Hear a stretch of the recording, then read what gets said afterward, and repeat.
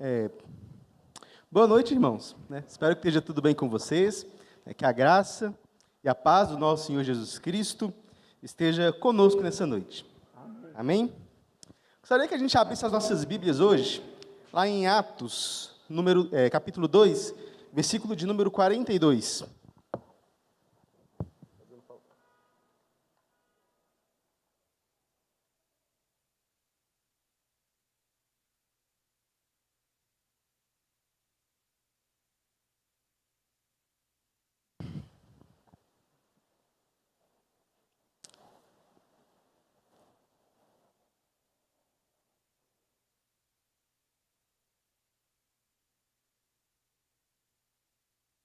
Vamos ler aqui, então, com fé e alegria a palavra do Senhor, que nos diz essa noite.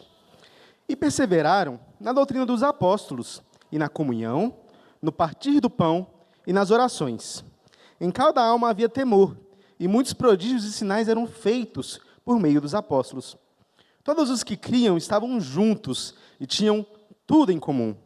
Vendiam suas propriedades e bens, distribuindo o produto entre todos, à medida que alguém tinha necessidade.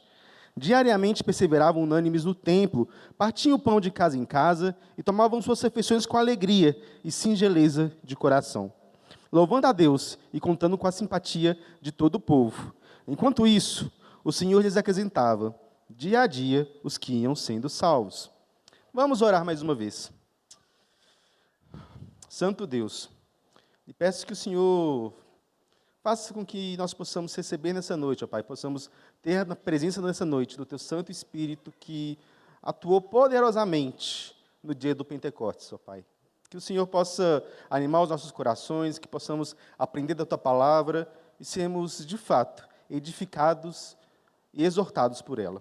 Em nome do Teu Filho amado Jesus Cristo, que eu te oro e agradeço. Amém. Meus irmãos, nessa noite, 41 anos de pé, né? Quando a gente olha uns para os outros, quando a gente se olha, dá uma olhada para o lado, vê os rostos, vê uns aos outros, a pergunta que talvez surja em nossa mente, e que tem que surgir em nossa mente quando a gente faz essa reflexão é, o que nos distingue? Quando a gente olha para a igreja, quando a gente compara essa igreja, o mundo que a gente vive, esse ambiente que a gente vive, e olha para o mundo lá fora, o que nos torna diferentes do mundo? O que nos torna diferentes disso que tem ao nosso redor, dessa sociedade que tem ao nosso redor?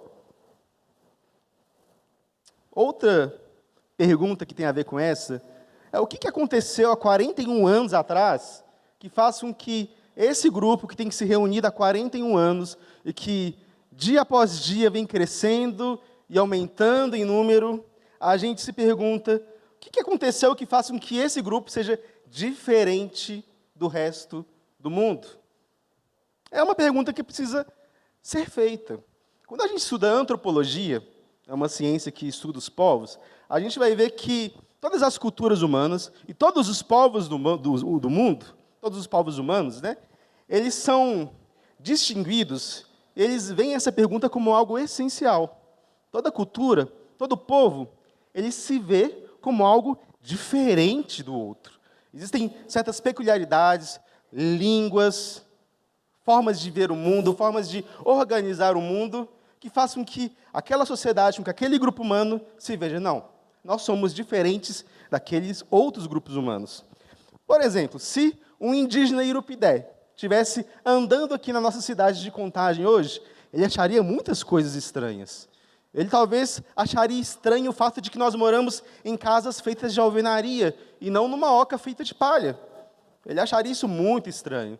Ele acharia estranho que essas casas, elas são divididas em quartos e que a gente dorme em quartos separados uns dos outros e que nós não dormimos numa grande sala que tem várias redes com várias famílias dormindo juntos.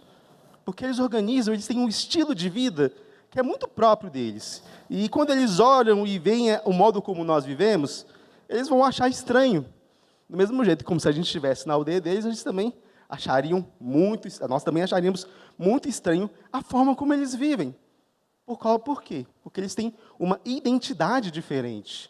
Eles se veem como um grupo, como uma população humana que é diferente.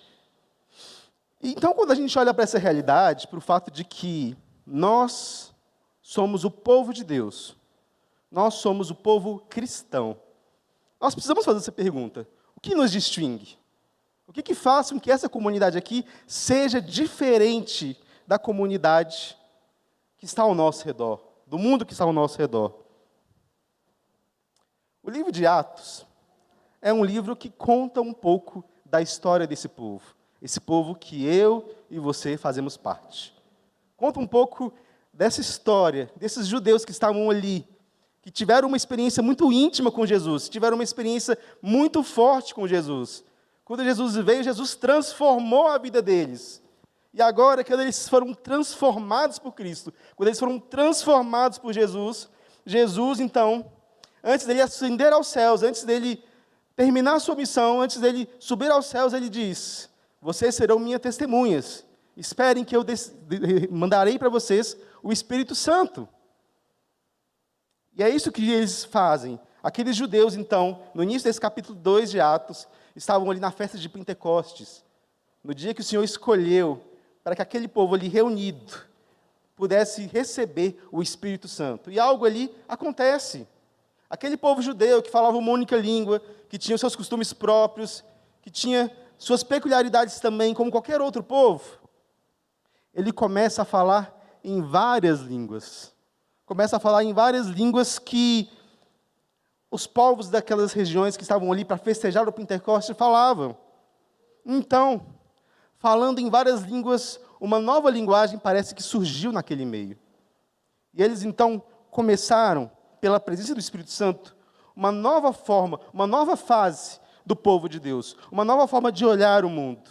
Então nós temos então, que diante dessa presença do Espírito Santo, Pedro, o apóstolo Pedro, aquele que negou Jesus 3 vezes, aquele que tão contumazmente falava coisas que pareciam muito estranhas aos nossos ouvidos, e que parecia que trocava os pés pelas mãos, aquele mesmo Pedro proferiu ali um sermão, e proferiu ali uma mensagem, e diz então que naquele dia, 3.000 homens se converteram.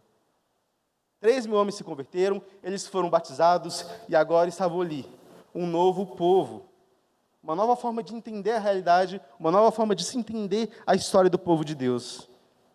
Nesse texto que a gente leu, então, logo após toda essa história, a gente vê que Lucas, o autor do livro de Atos, ele nos dá um pequeno vislumbre. Porque sim, 3.000 homens se converteram. Mas como eles viviam? Como eles enxergavam a sua identidade? Como eles se viam diferente do resto do mundo? Essa história ela nos ajuda. Esse texto que a gente leu nos ajuda a entender. Eu queria então propor nessa noite, para a nossa reflexão, a ideia de que a igreja, ela é uma comunidade real, que cultiva um novo estilo de vida. A igreja ela é diferente do mundo porque ela cultiva um novo estilo de vida. Ela cultiva uma nova forma de pensar o mundo. E ela é uma comunidade real, de pessoas reais, que estão aqui nesta noite, cultuando ao Senhor, e que vem celebrar esse novo estilo de vida que Jesus inaugurou e que o Espírito Santo vem testemunhar ao nosso coração.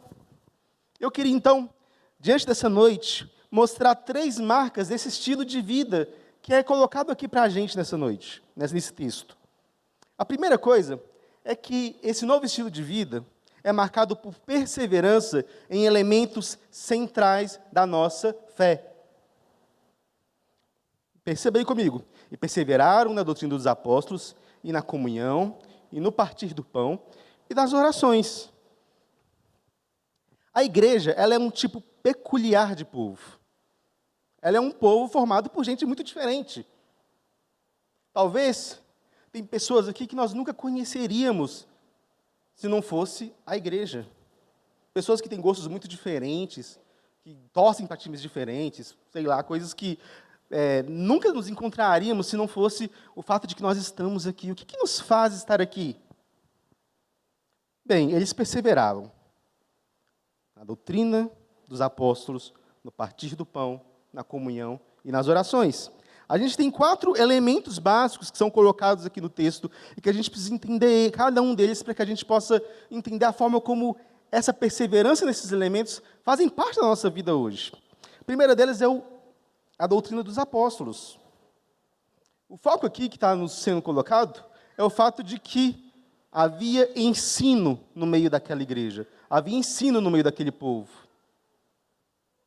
Os apóstolos, eles ensinavam a igreja, havia uma doutrina a ser ensinada. O foco aqui é o fato de que agora, esses novos convertidos, eles são colocados numa espécie de discipulado com os apóstolos. Eles são colocados numa espécie de discipulado do reino de Deus.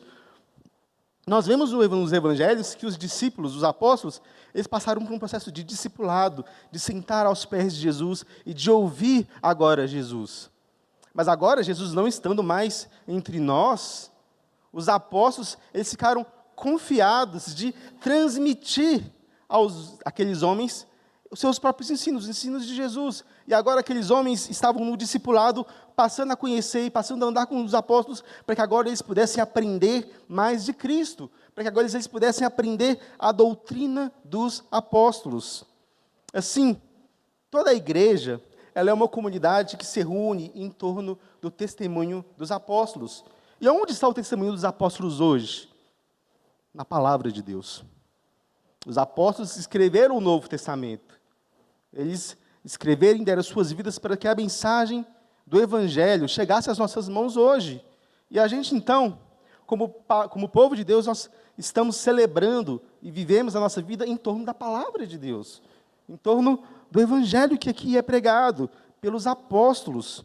Então, o primeiro ponto aqui, o primeiro elemento central que é colocado aqui é a doutrina dos apóstolos, que é a vida em torno da palavra e do ensino da palavra. A igreja, ela é a comunidade que celebra a doutrina dos apóstolos, que celebra a palavra de Deus. Mas ela é também a igreja que celebra e se reúne e que persevera na comunhão. Comunhão aqui, nesse texto, não é apenas comunhão entre uns e os outros. É também, mas é mais profundo. O apóstolo João, na sua primeira carta, nos diz o seguinte: a nossa comunhão é com o Pai e com o seu Filho, Jesus Cristo. A igreja ela também marcada por perseverar na comunhão com Deus. Ela é marcada pela comunhão, por essa comunhão profunda e rica que o Filho, que Jesus Cristo, nos dá por meio do seu Espírito. A igreja é um lugar, é um momento em que nós estamos aqui para celebrar a nossa comunhão com o próprio Deus. Só existe a igreja porque Deus quer ter comunhão com os homens. E por isso nós estamos aqui nessa noite, para ouvir a palavra de Deus, para poder celebrar a presença de Deus entre nós. Nós existimos porque juntos nós podemos buscar, ouvir a voz de Deus, buscar, tentar entender o que Deus quer para as nossas vidas. Isso é comunhão. A igreja verdadeira, ela persevera na comunhão com Deus. E essa comunhão com Deus, ela de alguma maneira extrapola e se torna também comunhão uns com os outros. E isso precisa estar claro em nossa mente. Mas um terceiro elemento que é colocado aqui é que a igreja perseverava no partir do pão. E quando a gente olha para essa parte, o partir do pão, parece que é apenas refeições juntos, mas a gente vê que no texto, mais adiante, no versículo 46, repete que eles partiam o pão de casa em casa. Muitos comentaristas eles vão sugerir, e eu concordo com essa sugestão, o fato de que esse partir do pão, pela estrutura que está escrita ali no grego, vai nos informar que esse pão era um pão especial. Era a ceia do Senhor. Era o sacramento da ceia do Senhor. Então, eles perseveravam em torno da presença de Cristo, em torno do fato daquilo que Cristo fez, em torno do Evangelho, que celebra a presença de Cristo no pão e no vinho. Celebrar o sacramento da ceia é um elemento, então, que faz parte dessa comunhão cristã, que faz parte dessa comunhão com Deus e que faz parte dessa comunhão uns com os outros. Mas mais do que isso, o texto nos diz também, ainda, que eles perseveraram nas orações. E, novamente, a forma como as orações estão escritas aqui sugere mais do que o fato de que eles oravam individualmente. Com certeza eles oravam individualmente. Mas aqui parece apontar a ideia de que eles se reuniam para orar. Eles oravam juntos. Eles guardavam um momento para que eles estivessem orando, para que juntos eles pudessem buscar ao Senhor, que juntos eles pudessem falar com Deus. E esses são 4 elementos essenciais da nossa fé. A doutrina dos apóstolos, a palavra de Deus, a comunhão com Deus, o partir do pão, a ceia e as nossas orações. Cada um desses elementos nos faz ser parte, nos identifica como o povo de Deus. Faz com que a gente possa agora olhar uns para os outros e falar, nós estamos aqui porque nós fazemos parte de um mesmo povo. Hoje em dia, esses elementos eles são vivenciados de maneira singular na igreja local, na igreja visível. E a gente vivencia isso aqui na EPE. Todas as vezes que no dia do Senhor, no culto solene ao Senhor, nós nos reunimos para ouvir a palavra de Deus, para cantarmos juntos, expressando dessa comunhão, para poder celebrar a ceia, para orar juntos, nós estamos reunidos e perseverando na doutrina dos apóstolos, perseverando no partir do pão, perseverando nas nossas orações e perseverando na comunhão com Deus. Então a gente precisa entender que quando nós estamos no momento de culto, é um momento escolhido por Deus, no dia do Senhor, para que a gente possa estar juntos, celebrando essa comunhão e essa comunidade que nós temos. Isso faz com que a gente possa, de fato, olhar uns para os outros e reconhecer, esse é meu irmão, porque nós estamos aqui juntos, reunidos, fazendo parte do mesmo corpo, fazendo parte do mesmo povo. Isso nos identifica, essa é a nossa linguagem. O culto, então, ele é o instrumento de Deus para nos formar como discípulos de Cristo. O culto é a forma como, semanalmente, Deus nos chama a cultivar a nossa experiência e a nossa identificação como parte do povo de Deus e fazer com que agora a gente possa ser uma comunidade real, uma comunidade que, de fato, está vivendo para a glória de Deus. Fazer parte da igreja, vir ao culto, participar dessas reuniões solenes, participar dessa vida em igreja, é de fato estar comprometido com fazer parte de uma comunidade real e fazer parte do povo de Deus que se reúne. Percebam, gente, que não existe aqui desigrejado na igreja primitiva. Não existe desigrejado, não existe gente que desceu e recebeu o Espírito Santo, ouviu a pregação de Pedro, foi batizado e falou assim, ops, agora eu vou curtir essa comunhão sozinho na minha casa. Não, não existe isso. Eles perseveraram, eles viveram juntos. Perseverar nesses elementos e fazer parte disso é, de alguma maneira, a gente entender o que a gente está fazendo aqui, o que nos une de fato.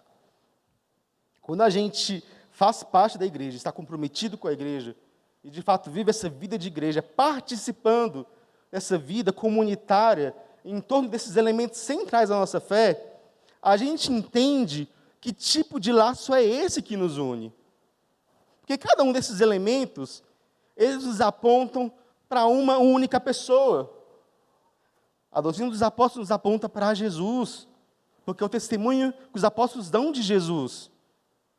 A comunhão nos aponta para Jesus, porque a nossa comunhão com Deus só existe por causa de Jesus. A ceia do Senhor, o partir do pão, nos leva para Jesus, porque ela nos lembra do sacrifício que foi feito na cruz, e nós celebramos essa presença de Jesus na ceia.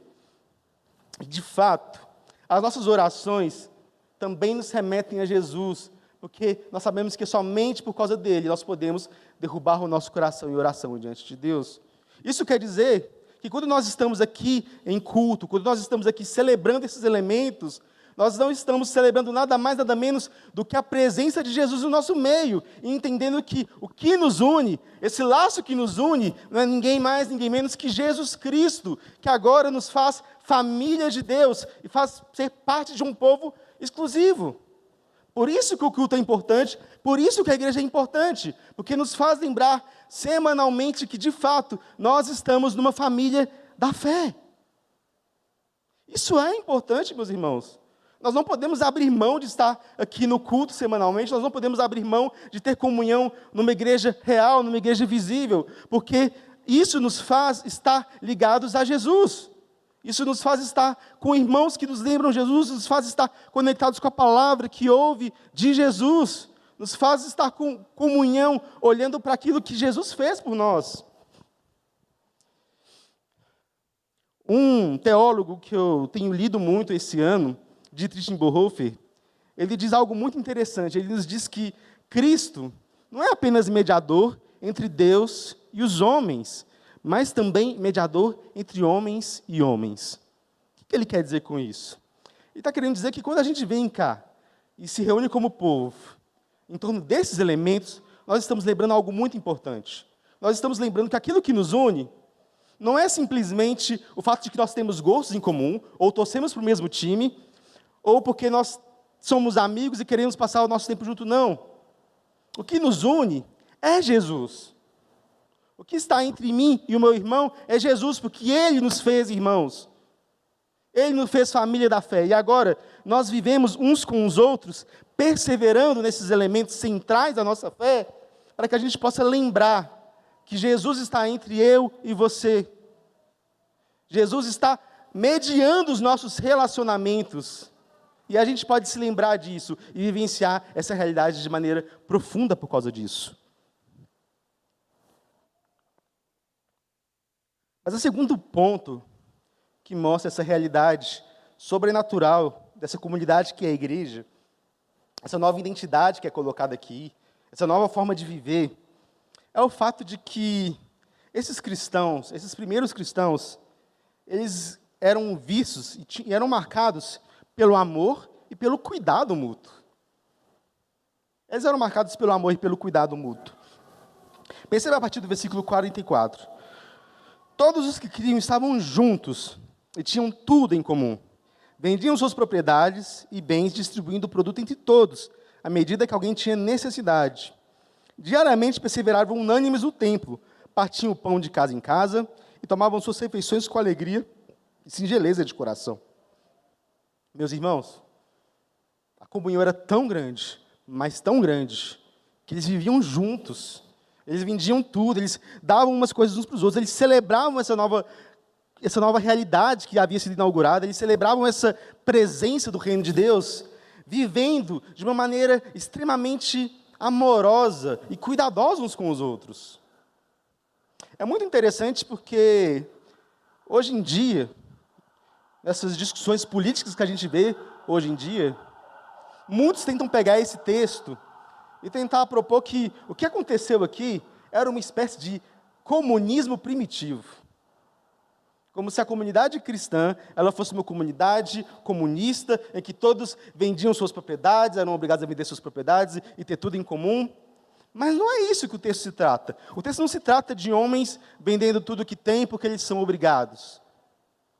Esse texto não se trata disso, não se trata de uma tirania ou de uma forma de ver o mundo igualitarista em excesso, em que o Estado controla tudo. Não é uma espécie de comunismo que os homens viviam aqui. É algo muito mais profundo, muito mais real, e que nos ensina também. O que é ensinado aqui é algo radicalmente diferente.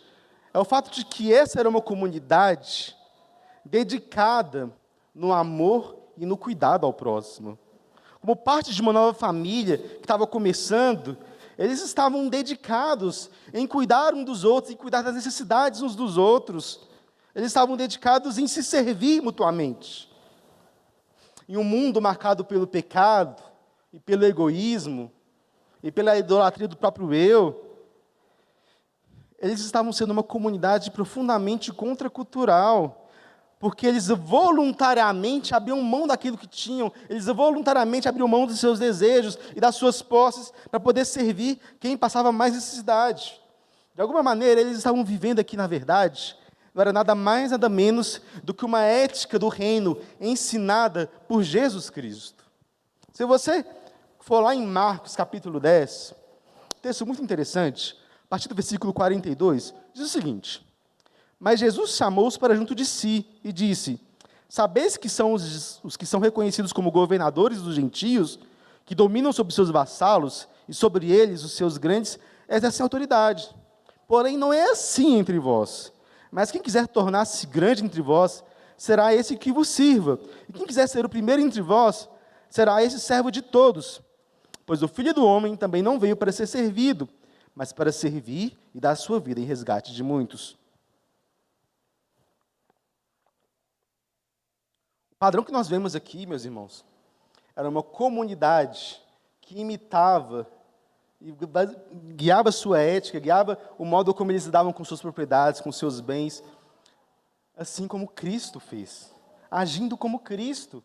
Cristo está dizendo, olha, quem se preocupa com poder, com riqueza, com ter posses, com esses joguinhos de poder, são os governadores desse mundo, são esses reis sobre os povos. Mas o que eu estou ensinando para vocês é o serviço. O que eu quero para vocês é que vocês se sacrifiquem, assim como eu me sacrifico por vocês. Então, o padrão que é ensinado aqui é de uma generosidade, de uma voluntariedade, assim como Jesus foi generoso ao dar a sua própria vida, assim como Jesus foi voluntário ao dar a sua própria vida. É ser sacrificial, do modo como Cristo foi sendo sacrificial. De modo que agora Cristo, ele é espelhado nessa comunidade, é espelhado nessa atitude que eles tinham uns para com os outros. Dessa forma, então, meus irmãos, era simplesmente um reflexo do reino. Um homem que tinha muitas posses, para ele, quando ele via e estava ali comendo, e via seu irmão que não tinha nada para comer, isso era inadmissível, porque aquele irmão acabou de ser parte da sua própria família. Eu espero que ninguém aqui, que tenha um irmão passando necessidade, um irmão de sangue passando necessidade, deixe seu irmão passando fome. Mas se nós não deixamos nosso irmão passando fome, agora que nós somos família da fé, nós também não podemos deixar o nosso irmão da fé passando fome. Esse é o princípio colocado aqui.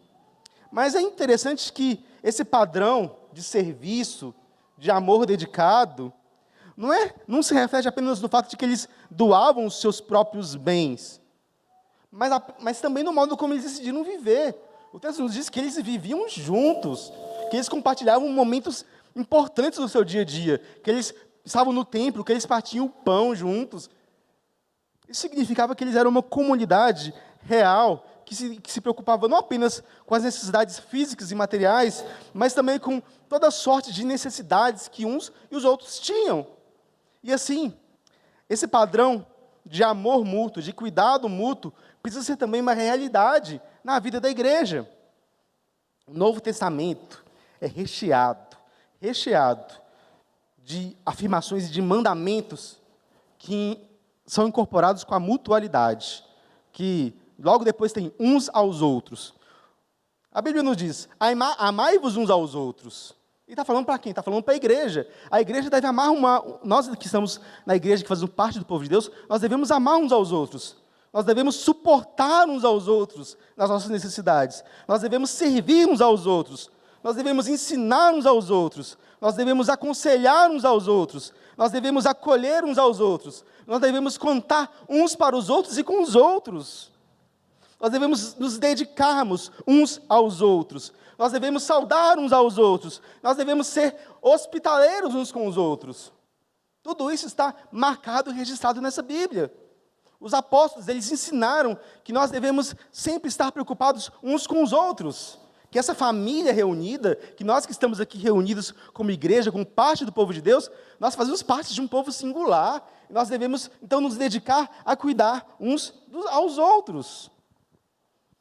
Cada um desses mandamentos, eles marcam esse cuidado mútuo que nós temos que ter. Está relacionado com o fato de que agora nós vivemos em comunidade.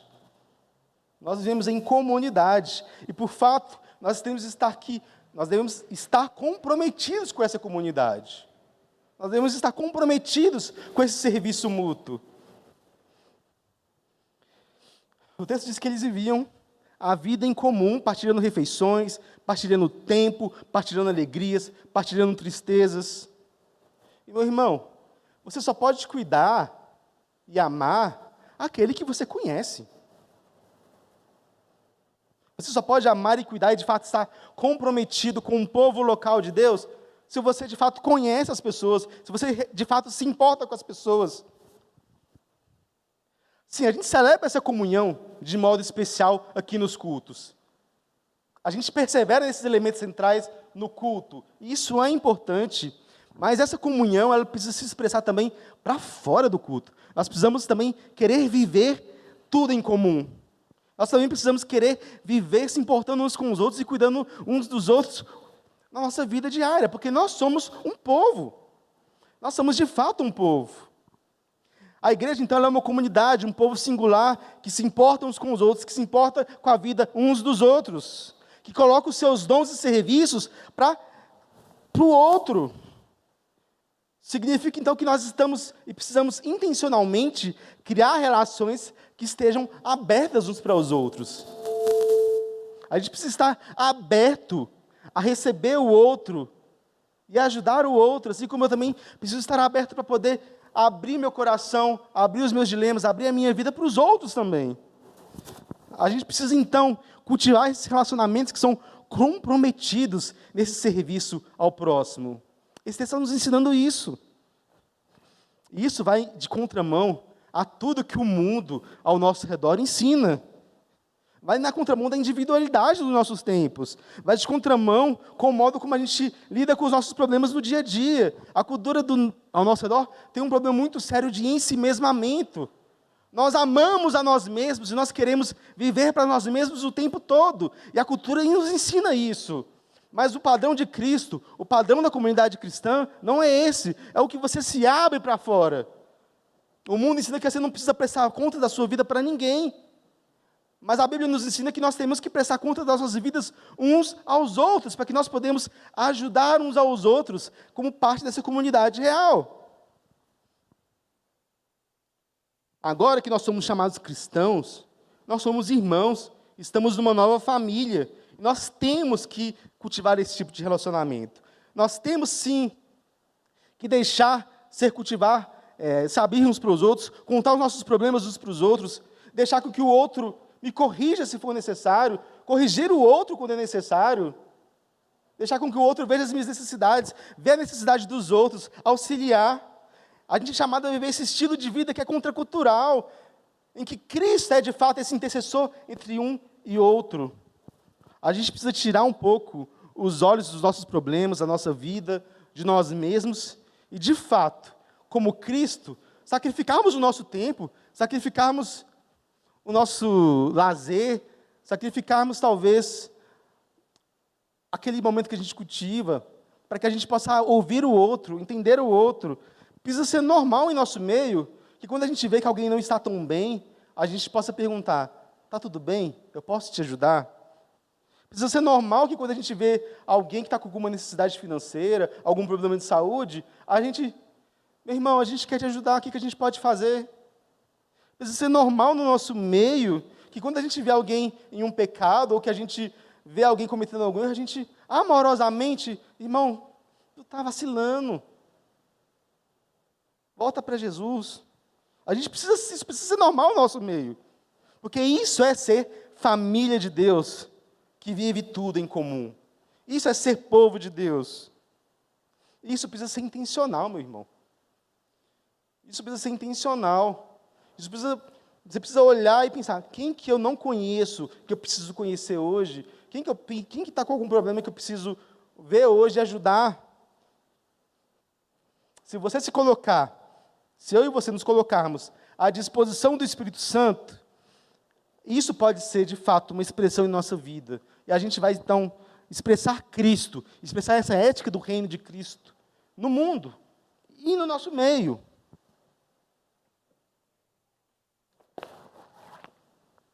Mas não termina aqui.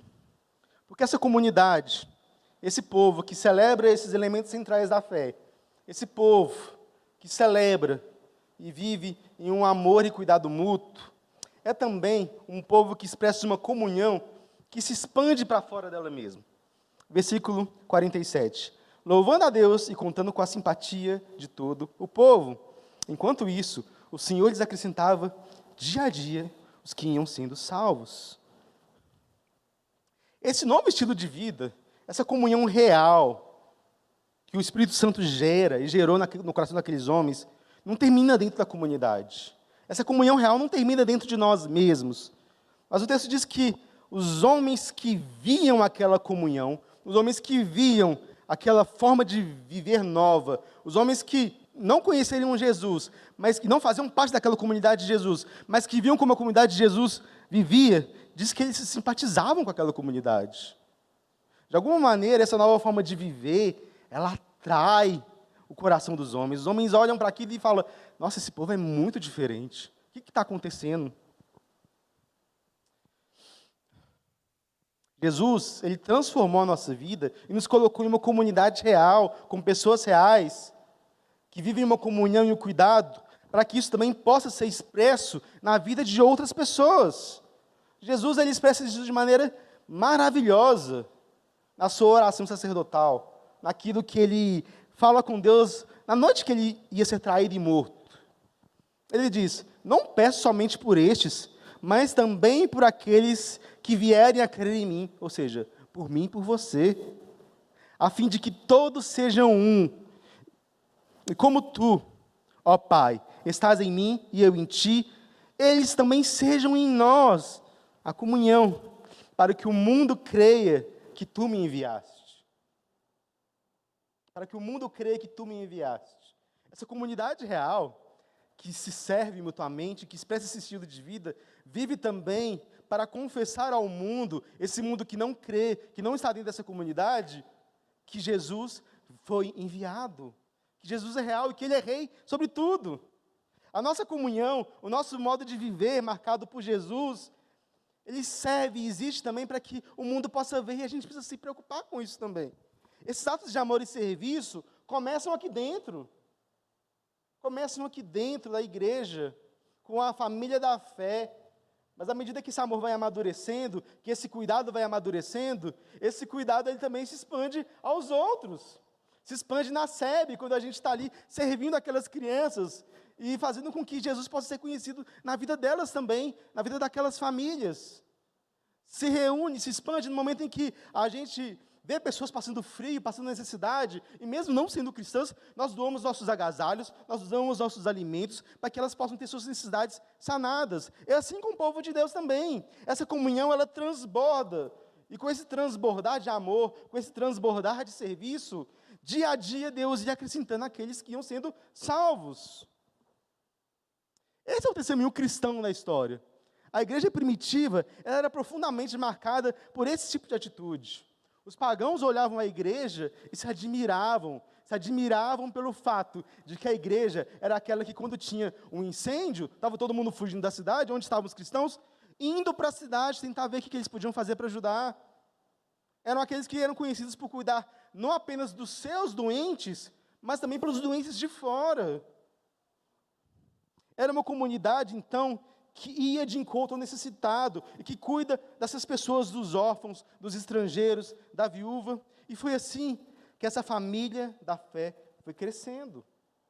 Porque ao ver essa comunhão real e ver essa comunhão se expandindo, de fato, o mundo vê, e o mundo sendo cuidado pela igreja, vê que o próprio Cristo está a cuidar delas.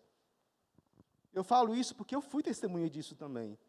Há cerca de 13, 14 anos, quando eu não conhecia Jesus, quando eu não entendia quem era Jesus, quando eu não tinha ideia de quem era Jesus, quando eu estava numa fase da minha vida completamente destruído, completamente machucado e quebrado, foi essa igreja, antes de eu entender quem era Jesus, antes de eu aprender quem era Jesus, que me serviu e que me cuidou e que me apresentou Jesus de fato. Porque esse amor da igreja atrai. Esse amor da igreja atrai, faz com que agora quem não conhece Jesus possa vir a conhecer Jesus, porque de fato foi servido, porque de fato foi cuidado pela mão do próprio Cristo. Essa igreja foi os braços e os pés de Jesus Cristo para mim, que me ajudaram e que me carregaram. E ela é de fato o corpo de Cristo. Quando a gente ouve essa expressão que a igreja é o corpo de Cristo, muitas vezes a gente não entende quão literal isso é. Porque para aquele que não conhece a Cristo, a igreja ela pode ser de fato os braços de Cristo que acolhem, os braços de Cristo que cuidam, quando nós cuidamos uns dos outros, quando essa comunhão ela se expande para fora dela mesma e começa a acolher uns aos outros. Porque é isso que a igreja faz, ela testemunha Cristo. Testemunha Cristo não apenas na palavra, mas também no seu serviço, também no seu cuidado. E ao servir e ao cuidar, as pessoas elas vão sendo acrescentadas, elas vão sendo chamadas e elas vão sendo salvas, porque esse é o plano de Deus. E a gente precisa entender isso. A gente precisa entender o fato de que a igreja tem esse chamado de expressar esse reino de Cristo, essa vida de Cristo em nós. Isso tem que nos levar a pensar, será que a gente não está confortável demais dentro da nossa própria comunhão? Será que a gente não está confortável demais dentro do nosso mundinho, dentro do nosso gueto, das nossas amizades aqui dentro da igreja, a tal ponto que a gente não deixa outras pessoas fazer parte dela? Será que a gente está realmente preocupado em fazer com que esses visitantes que nos visitam aqui hoje estejam integrados no nosso meio? Será que a gente está preocupado em fazer com que aqueles que se achegam, aqueles que estão vendo o testemunho da nossa unidade e que estão vindo para cá, se sintam acolhidos e, de fato, cuidados também?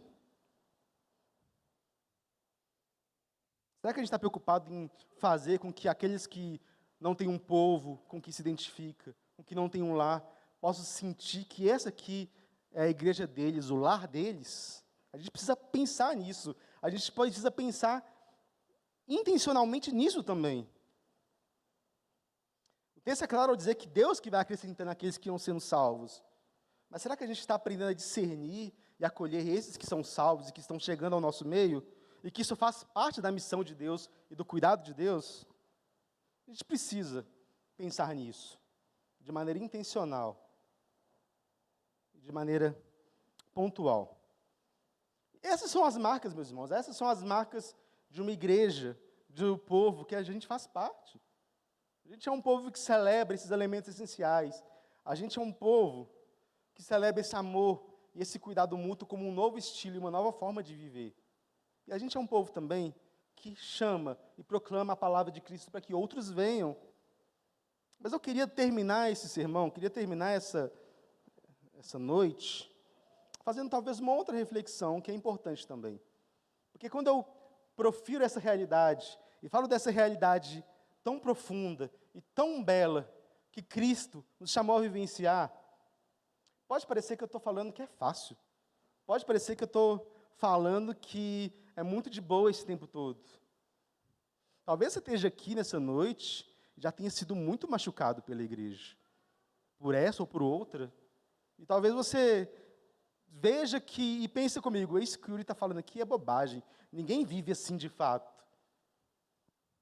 Meus irmãos, a gente precisa olhar para essa realidade, e olhar e pensar toda essa realidade, dentro do fato de que essa realidade maravilhosa do povo de Deus que se inaugura, e que faz parte, que tem essa comunhão na igreja local, ela é uma comunidade que, por mais que ela seja abençoadora, ela está ainda debaixo do jugo do pecado. Ainda há pecado no nosso meio.